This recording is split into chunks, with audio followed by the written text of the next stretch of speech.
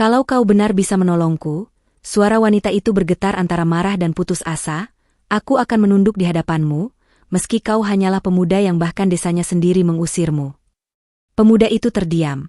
Tatapannya tak membalas luka dengan luka, hanya keheningan yang panjang, seperti tanah kering yang menelan hujan tanpa suara.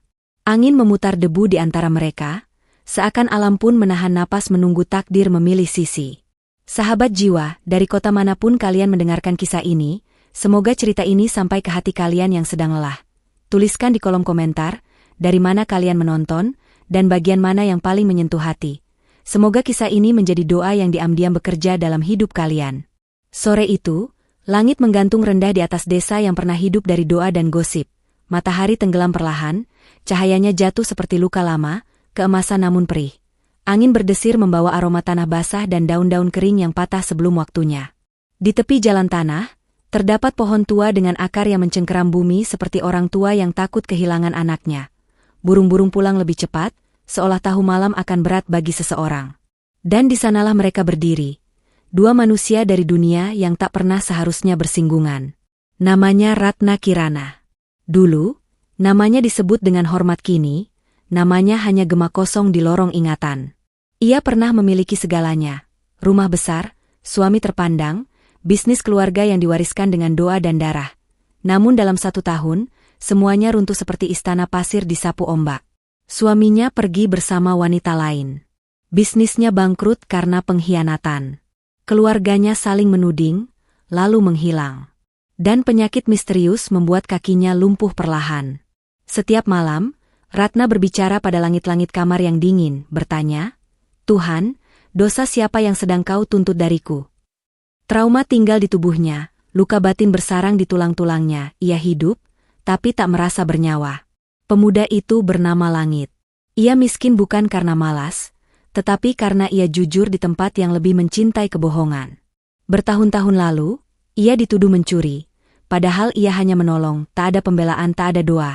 Hanya satu kalimat dari tetua desa. "Pergi. Desa ini tak butuh orang sepertimu." Langit pergi dengan pakaian di badan dan luka di dada. Namun anehnya, ia tak membawa dendam, hanya kesedihan yang sunyi. Ia hidup dari membantu orang asing, dari doa ibunya yang telah lama meninggal, dan dari keyakinan bahwa kebaikan tak pernah sia-sia, hanya terlambat dikenali. Dari kejauhan, ia sering melihat Ratna bukan dengan iri, melainkan dengan empati yang diam-diam berdoa. Langkah Ratna sore itu sesungguhnya bukan keberanian, melainkan keputusasaan yang menyamar. Ia keluar dari rumah kontrakan kecilnya tanpa pendamping, tanpa sopir, tanpa kursi roda. Hanya sebuah tongkat kayu tipis yang retak di bagian gagang, seolah nasibnya ikut menggerogoti benda itu dari dalam. Tanah desa belum benar-benar kering setelah hujan pagi. Lumpur melekat pada setiap langkahnya, menarik kakinya turun seperti ingatan yang tak ingin dilepaskan. Ratna mengatupkan rahang, menahan nyeri yang menjalar dari pergelangan kaki hingga pinggang. Napasnya terengah, dadanya sesak oleh rasa malu. Dulu ia dielu-elukan, kini ia berjuang sekadar untuk berdiri. Lalu semuanya terjadi begitu cepat. Tongkatnya terpeleset. Tubuhnya kehilangan keseimbangan. Dunia berputar, langit, tanah, dan masa lalu bercampur menjadi satu pusaran gelap. Ratna sempat berpikir, jadi begini akhirnya. Namun sebelum tubuhnya benar-benar jatuh menghantam tanah, ada 2 tangan yang menyambutnya. Kasar, hangat, bergetar. Sentuhan itu begitu nyata hingga Ratna terkejut. Bukan oleh sakit, melainkan oleh fakta bahwa masih ada seseorang yang mau menangkapnya. Pemuda itu hampir ikut terjatuh karena berat tubuh Ratna dan langkahnya yang terburu-buru. Lututnya menghantam tanah, debu beterbangan, napasnya terpotong. Namun ia tak melepaskan pegangan. Ia menopang Ratna sekuat yang ia bisa, seolah melepaskan berarti membiarkan seseorang jatuh ke jurang yang ia kenal betul. "Ah, Anda tidak apa-apa," ucapnya gugup. Ratna mencium bau tanah basah dan keringat dari tubuh pemuda itu. Bau yang asing bagi dunianya yang dulu penuh parfum mahal. Jantungnya berdetak cepat, antara takut, marah, dan terhina. "Apa yang kau lakukan?" bentaknya sambil berusaha melepaskan diri. Tangannya gemetar, bukan hanya karena hampir jatuh, tetapi karena harga dirinya terasa diinjak-injak oleh keadaan. "Iya, Ratna Kirana, diselamatkan oleh seorang pemuda lusuh di jalan berlumpur. Pemuda itu buru-buru melepaskan tangannya, lalu menunduk dalam-dalam. Maaf, saya hanya melihat Anda hampir jatuh. Ratna berdiri dengan susah payah. Kakinya bergetar, tubuhnya limbung. Namun rasa sakit di kakinya kalah oleh panas di dadanya. Ia menatap pemuda itu, pakaian tambalan, sandal usang, wajah lelah namun bersih. Dan entah mengapa, air matanya hampir jatuh. Bukan karena sakit, melainkan karena ia sadar. Untuk pertama kalinya setelah lama, ada seseorang yang menolongnya tanpa meminta apapun. Ratna berdiri terpaku beberapa detik setelah tubuhnya kembali seimbang. Tangannya mencengkeram tongkat kayu itu begitu kuat hingga buku-buku jarinya memutih. Dadanya naik turun, bukan karena lelah semata, tetapi karena ada sesuatu yang bergejolak di dalam dirinya. Amarah yang tak tahu harus diarahkan kemana. Ia menatap pemuda itu lagi. Kali ini lebih lama. Tatapan itu bukan sekadar melihat, melainkan menilai. Dan penilaian itu keluar sebagai luka. Jangan berpikir kau telah menyelamatkanku, ucap Ratna dingin. Aku bisa mengurus diriku sendiri. Suaranya keras, hampir menggonggong, seperti seseorang yang takut terlihat lemah. Ia melangkah menjauh setengah langkah, seolah jarak itu cukup untuk mengembalikan martabat yang nyaris runtuh. Pemuda itu, langit, tidak membalas. Ia tetap menunduk, kedua tangannya tergenggam di depan perutnya. Dari dekat, Ratna bisa melihat ada bekas luka lama di pergelangan tangannya, seperti bekas ikatan atau kerja kasar yang terlalu berat. Namun langit tak mencoba menjelaskan apapun. Aku tidak butuh belas kasihan orang sepertimu, lanjut Ratna, suaranya bergetar. Orang yang hidupnya bahkan tidak jelas arahnya. Kalimat itu keluar begitu saja, pahit dan kejam. Ratna sendiri terkejut mendengarnya, namun ia tak menariknya kembali. Ada kebiasaan lama dalam dirinya, menyerang lebih dulu sebelum diserang oleh rasa takut. Langit mengangkat wajahnya perlahan. Matanya tenang. Terlalu tenang untuk seseorang yang baru saja dihina. Saya tidak bermaksud mengasihani, katanya pelan. Saya hanya tidak ingin melihat siapapun jatuh. Ratna tertawa sinis. Tawanya kering, tanpa kehangatan. Kau bicara seolah kau tahu hidup, katanya. Padahal kau hanyalah pemuda yang bahkan tak diinginkan desanya sendiri. Kata-kata itu menusuk lebih dalam daripada yang Ratna sadari. Itu bukan sekadar hinaan, itu membuka luka lama yang belum sepenuhnya sembuh. Namun langit hanya menarik napas panjang, seolah menghirup rasa sakit itu lalu menyimpannya jauh di dalam dada. Desa boleh menolak saya, jawabnya tenang, tapi saya tidak ingin menolak menjadi manusia. Ratna terdiam sesaat. Kalimat itu sederhana, namun entah mengapa terasa berat. Ada sesuatu dalam suara pemuda itu, bukan kelemahan, melainkan keteguhan yang tak berisik. Namun ego Ratna belum siap runtuh. Pergilah, katanya akhirnya. Aku tidak ingin melihatmu lagi. Langit mengangguk pelan. Tidak marah. Tidak tersinggung. Ia melangkah mundur satu langkah, lalu dua, seolah memastikan Ratna benar-benar berdiri dengan aman. Saya akan pergi, katanya lembut, tapi jika suatu hari Anda jatuh lagi, semoga ada tangan yang menangkap. Dan untuk pertama kalinya, Ratna merasa kalah, bukan oleh keadaan, melainkan oleh kesabaran seseorang yang tak membalas luka dengan luka. Langit sebenarnya sudah melangkah cukup jauh ketika suara Ratna menghentikannya. Jangan sok bijak. Kalimat itu meluncur tajam, bercampur antara ejekan dan kelelahan. Ratna sendiri tidak tahu mengapa ia memanggil pemuda itu kembali. Mungkin karena kesunyian terasa lebih menakutkan daripada luka, atau mungkin karena untuk pertama kalinya setelah lama, ada seseorang yang tidak memandangnya sebagai beban. Langit berhenti, tidak langsung berbalik.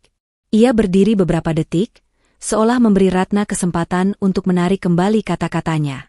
Namun Ratna tetap diam, menunggu dengan napas yang tidak teratur. Apa maksudmu dengan tangan yang menangkap? Tanya Ratna akhirnya.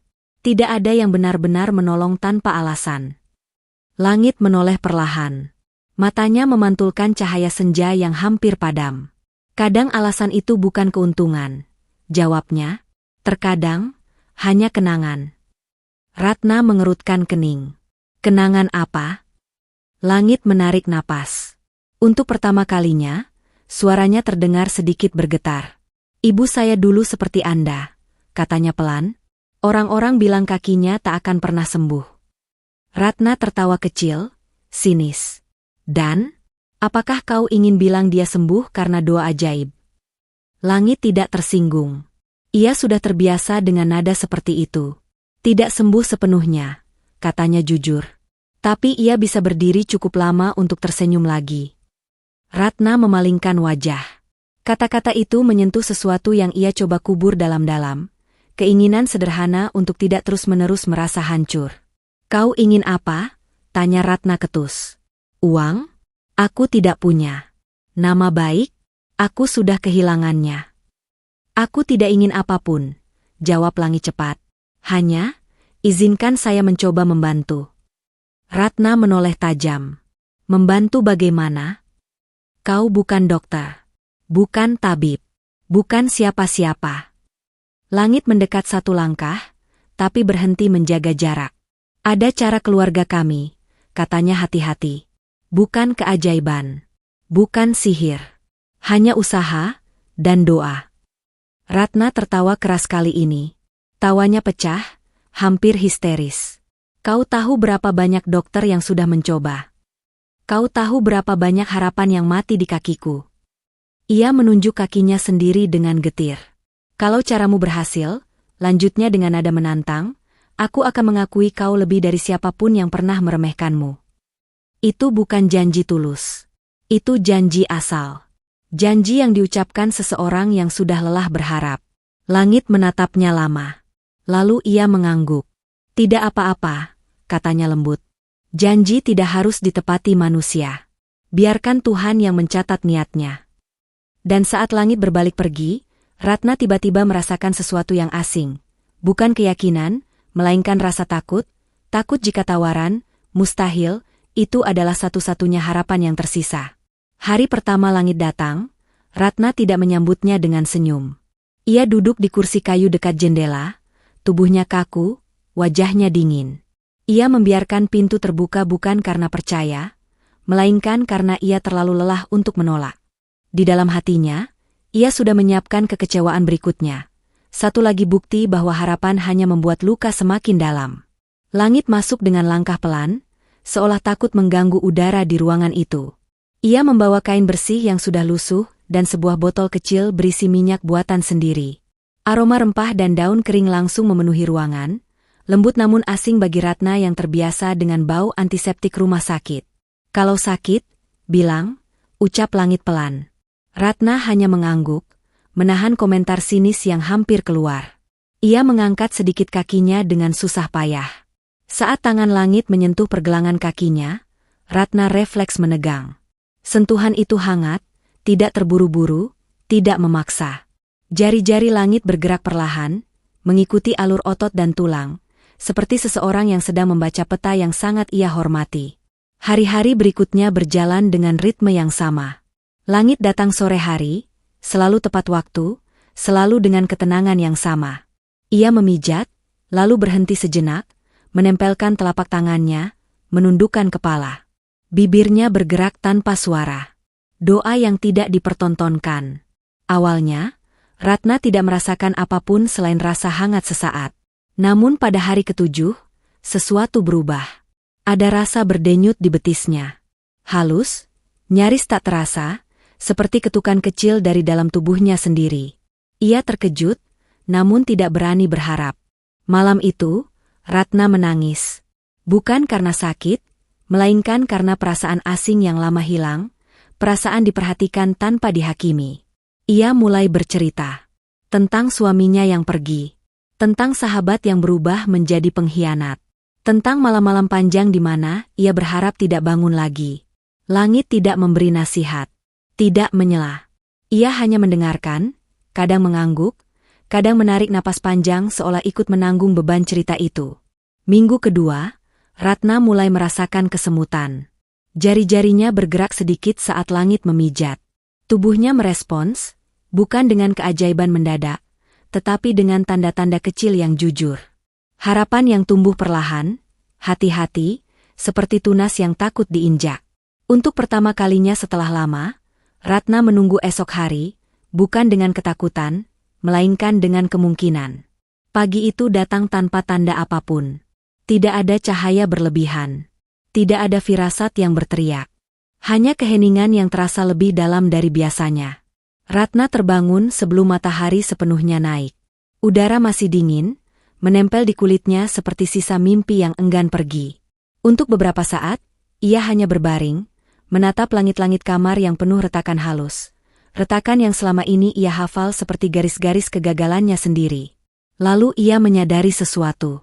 Tidak ada nyeri yang biasanya menyambut kesadarannya. Tidak ada rasa berat yang mencengkeram kakinya seperti rantai. Jantungnya berdetak lebih cepat. Ratna perlahan menggeser tubuhnya ke tepi ranjang. Tangannya gemetar saat menyentuh lantai.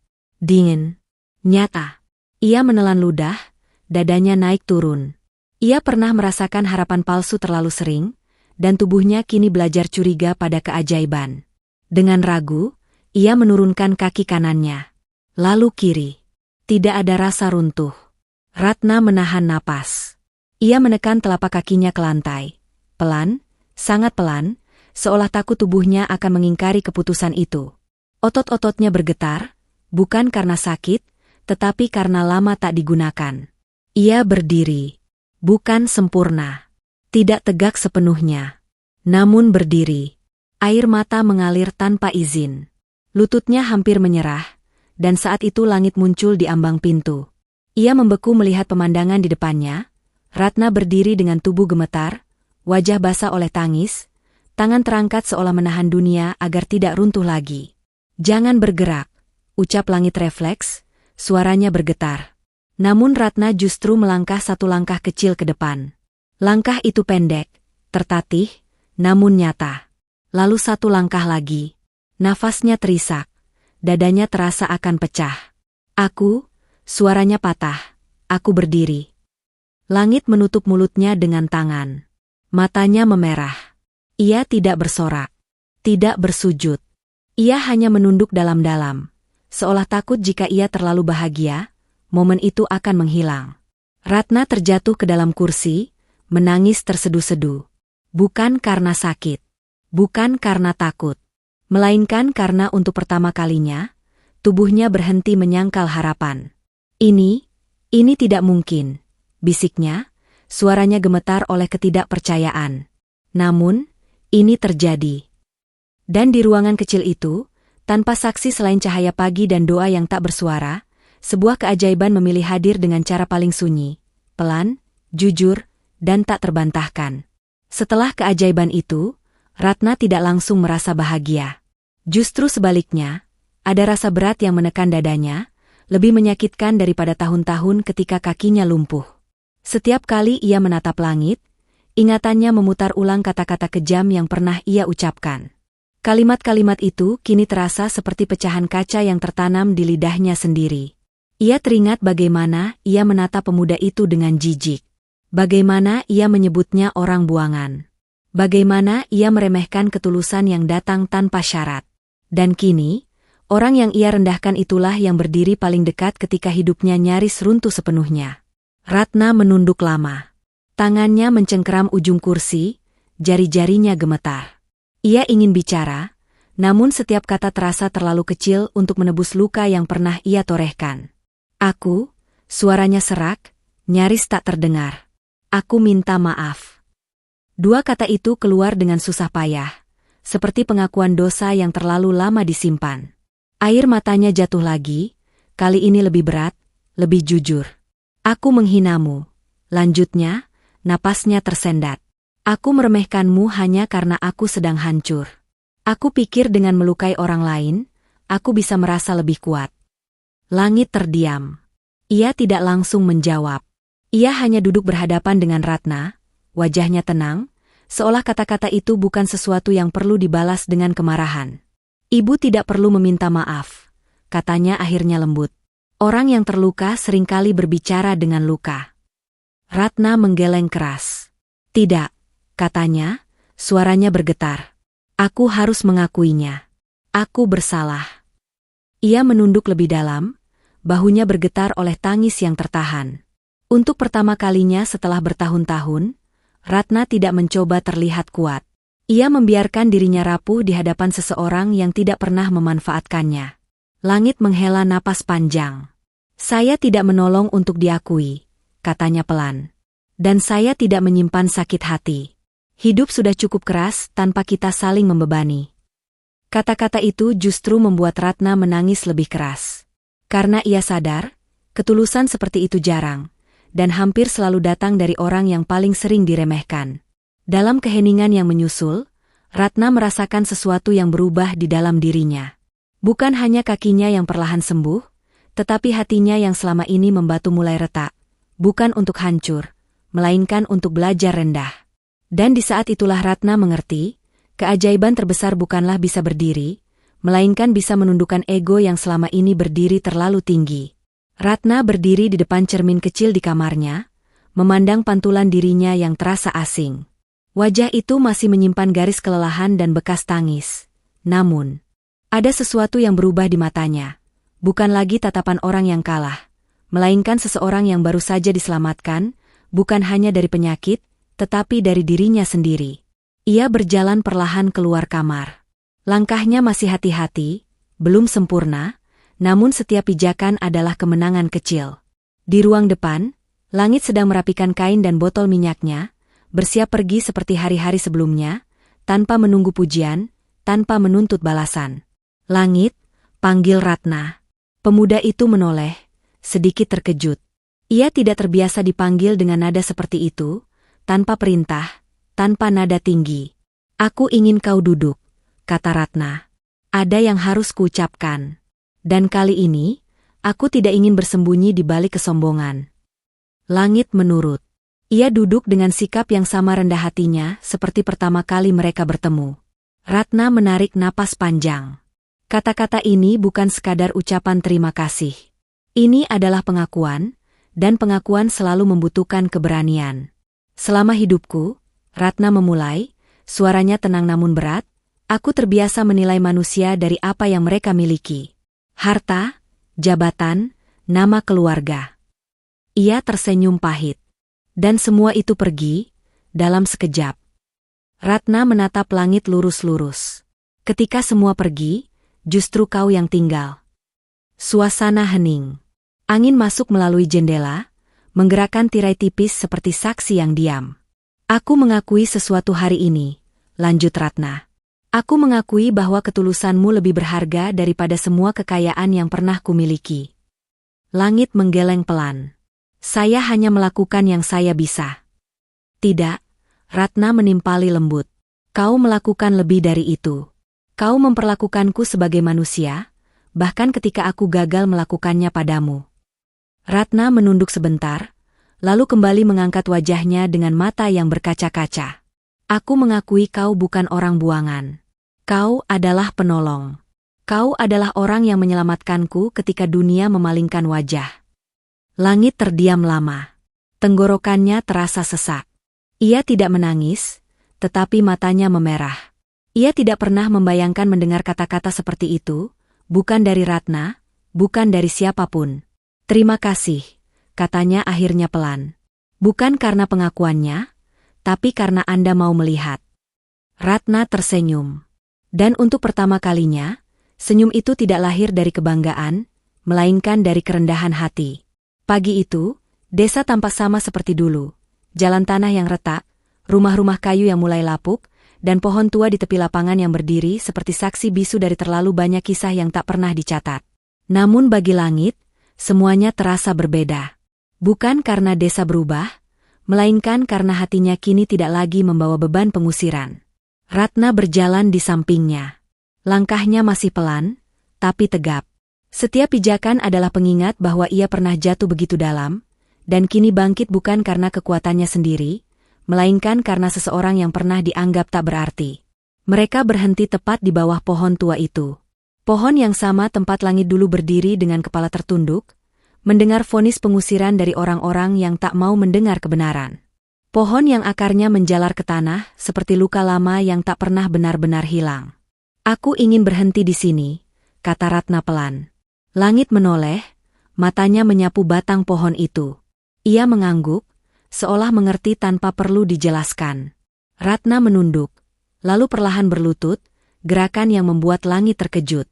"Jangan," katanya refleks, suaranya gemetar. "Aku harus," jawab Ratna lembut. "Bukan untukmu, tapi untuk diriku sendiri." Tangannya menyentuh tanah. Dingin. Nyata. Ia menutup mata, menarik napas panjang. "Di tempat ini," ucapnya lirih, "kau pernah dihinakan. Dan di tempat ini pula, aku ingin mengubur kesombonganku." Langit tidak berkata apa-apa. Matanya berkaca-kaca, dadanya terasa sesak oleh perasaan yang tak pernah ia bayangkan, bukan kemenangan, melainkan kelegaan. Ratna berdiri kembali. Ia memandang desa itu, lalu menoleh pada langit. "Dulu aku kehilangan segalanya," katanya. "Harta, nama, keluarga. Tapi justru di saat aku kosong, aku menemukan manusia." Angin berembus lembut, menggoyangkan daun-daun pohon tua. Cahaya matahari pagi menembus celah-celah ranting, jatuh ke tanah seperti doa yang akhirnya menemukan tempatnya. Langit menatap langit biru. Untuk pertama kalinya, ia tidak merasa kecil di hadapan dunia. "Kadang," katanya pelan, "Tuhan mengusir kita dari satu tempat, agar kita bisa pulang ke hati yang benar." Ratna tersenyum.